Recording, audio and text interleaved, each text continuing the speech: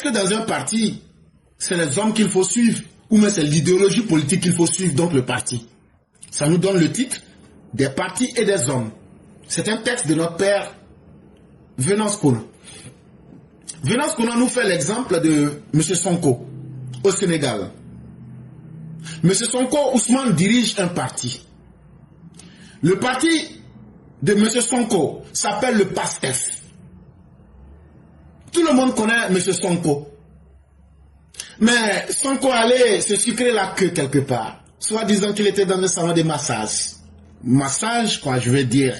Mais vous savez, chez nous les Soudanais, on ne sait pas dire genre, on dit za, massage. Toi, tu es marié. Une jeune fille en forme, tu t'en vas lui dire qu'à te masser. Et puis massage là-bas s'est passé comme ça. Donc il allait sucrer sa queue. En fait, au Sénégal, ils disent qu'ils sont musulmans et donc eux n'aiment pas ces trucs-là. Mais ils ont leur manière de faire ça aussi, quoi. C'est-à-dire qu'on fait des maisons de massage, mais c'est maison de toutou. Mais comme ils sont musulmans là, bon, il ne faut pas dire que c'est toutou, il faut dire on masse seulement là-bas, on fait du massage. Massage. Sinon, c'est maison de toutou. C'est maison de Ghanéens. C'est maison de Akos. Lui, en tant que chef du PASTEF, il allait là-bas, on l'a attrapé. La jeune fille dit que, ah, qui ne s'est pas amusé avec elle? Bon, ça, moi, je ne sais pas de quoi elle veut parler. Effectivement, c'est Charmouta. Et la jeune dame dit que, en tout cas, le Tama Robert de Ousmane Sonko ne s'est pas amusé avec elle. Moi, je ne sais pas ce que ça veut dire. Pardonnez mon innocence. Mais l'affaire s'est retrouvée en justice. Et quand l'affaire s'est retrouvée en justice, devant la justice sénégalaise, on dit, monsieur Ousmane Sonko, comment ça va? Il dit, je vais bien, wallah, alhamdulillah. Il dit, tu as passé là-bas, au Charmouta. Il dit, non, c'est pas vrai. La jeune dame dit, wallah, c'est qu'il m'a fait là. Son tirailleur sénégalais là, wallah, je peux vous dire que, même pour les ânes là, c'est pas petit. Même pour les ânes du désert, les ânes enragés du désert là, même pour les bouquis là, c'est pas comme ça. On dit, ouh! Elle dit, ah, il m'a pas loupé, il m'a pas loupé. Wallahi, c'est un vrai tirailleur sénégalais lui là. C'est là les gens disent, tu voulais tuer enfant des gens? Hé, Sonko! Tu voulais tuer enfant des gens? Comme c'est comme ça là, tu vas pas être dans l'élection là. Hein? Tu allais tuer enfant des gens dans notre main comme ça. Et comme ça, les gens, les droits de l'homme allaient se lever sur le Sénégal pour dire que les politiciens sont en train de tuer les enfants des gens. Et comme ça là, tu vas pas participer aux élections. C'est compris? Il dit oui, chef. C'est au juge, il dit oui, chef. Et là, qu'est-ce que le pasteur fait? On présente un parfait inconnu au grand public. Et ce parfait inconnu, c'est lui qui est aujourd'hui le président du Sénégal. Ça, c'était au Sénégal. Mais nos opposants ivoiriens bien nous prendre les exemples du Sénégal, du Ghana. Mais revenons maintenant en Côte d'Ivoire. Ce que les Boucliers appellent Kolowar. En Côte d'Ivoire, moi dans mon pays, il y a un parti qui s'appelle la Porcherie publique africaine, section Côte d'Ivoire. Ce parti-là est dirigé par un monsieur qui s'appelle Issoufou Silla.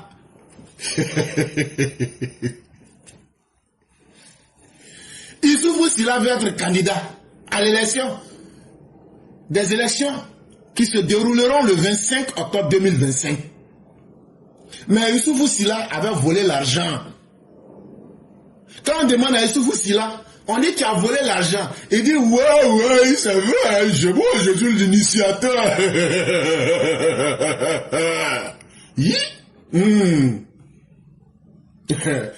C'est là maintenant, Draman lui dit, de la manière tu es initiateur là, c'est comme ça j'ai fait gna gna.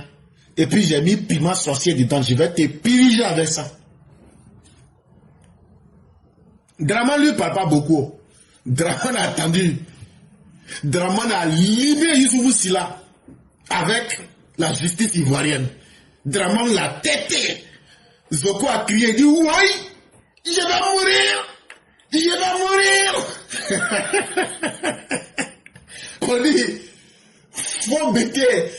Malien qui se déguise, que lui les bêtés là. Tu vas pas mourir. Tu vas assister à ces élections là. Pousser, démarrer. On dit maintenant, allons-y. Maintenant, Youssoufou Silla dit que élection ça là, je vais tout mettre en place pour pouvoir participer. On dit, Youssoufou Silla, ton nom n'est pas sur la liste électorale. On dit, tu es un voleur. Qu'est-ce que Youssoufou Silla fait? Il dit, vous ne me connaissez pas. Je vais négocier, je vais menacer, je vais faire meeting, je vais faire marche, je vais faire soulèvement populaire. Mais Youssoufou Silla a fait tout ça.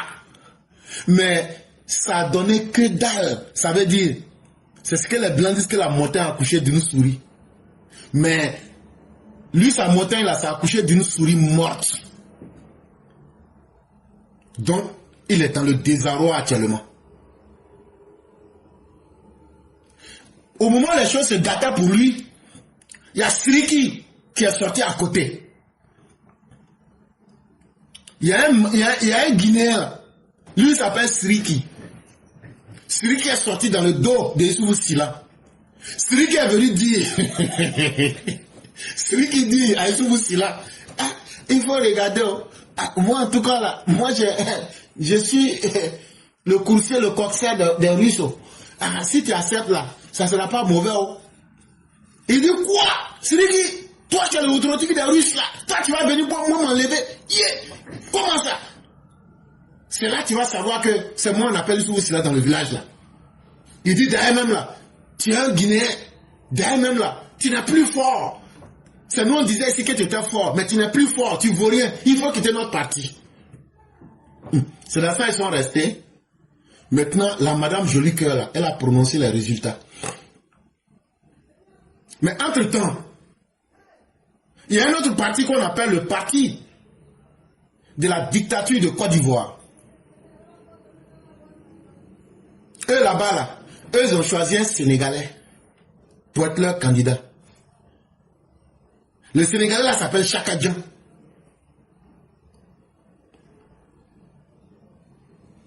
Ce dernier, lui, il n'aime pas là où il y a les règles. Chaka Dian, lui, il aime toujours les conditions yuruku. Quand on dit ça comme ça, tout le monde comprend. C'est ça seulement lui, il aime. Et puis lui, c'est un vaurien. Lui, là, c'est un tromonant. C'est quand c'est prêt, c'est cuit, que lui vient puis il marche. Mais lui, là, lui, il va jamais apporter. Lui, il pile pas foutu, hein, mais il veut manger foutu. Tu piles pas, tu manges pas. Mais lui, il dit, lui, il pile pas foutu là aussi, mais lui, il va manger. Et puis, il va prendre deux plats.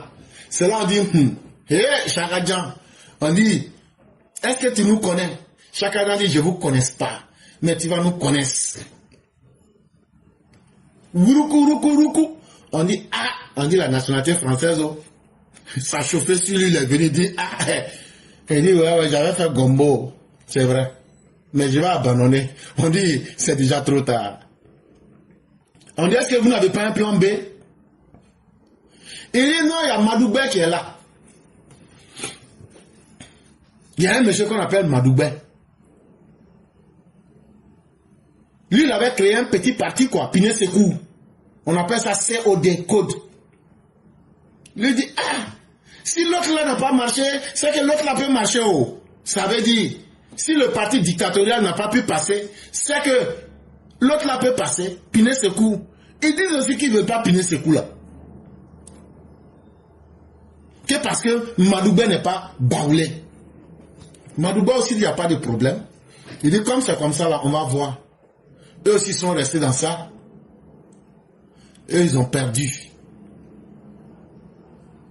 Donc, pour faire la conclusion, au Sénégal, là où ils ont eu l'intelligence de montrer quelqu'un, en Côte d'Ivoire, là, nos opposants n'ont pas encore grandi et n'ont pas atteint la maturité intellectuelle d'abandonner leur personne pour permettre à leur parti d'évoluer. Donc, malheureusement, hein, la porcherie publique abidjanaise section Côte d'Ivoire et puis le parti dictatorial de Côte d'Ivoire n'ont pas de candidats. Là où je vous parle aujourd'hui, ils n'ont pas de candidats. Quel malheur! Le Satan leur a barré la route.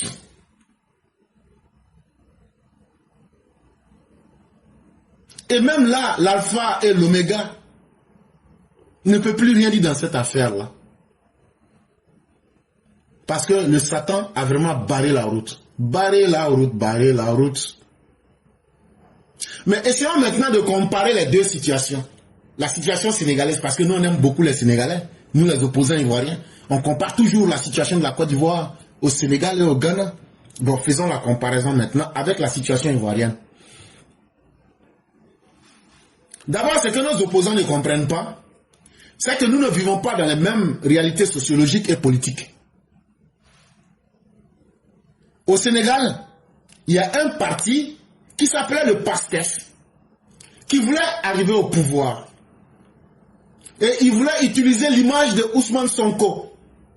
Mais lorsque l'image d'Ousmane Sonko ne passait plus, ils ont utilisé et ils ont laissé tomber l'homme, mais le parti a évolué. Mais chez nous en Côte d'Ivoire, c'est le contraire. On utilise des partis pour faire la promotion des hommes. Et ces hommes-là finissent par s'imposer au parti. Et finalement, le parti est tombé. Boum! Issoufou Sila, qui avait créé le FPI. Et c'est ce FPI qui allait lui permettre d'être président en 2000. Nous dit que lui, il est un grand politicien.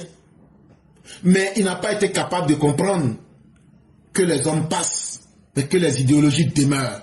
Et que le parti, là, c'est d'abord une machine idéologique. Et ils n'ont pas accepté.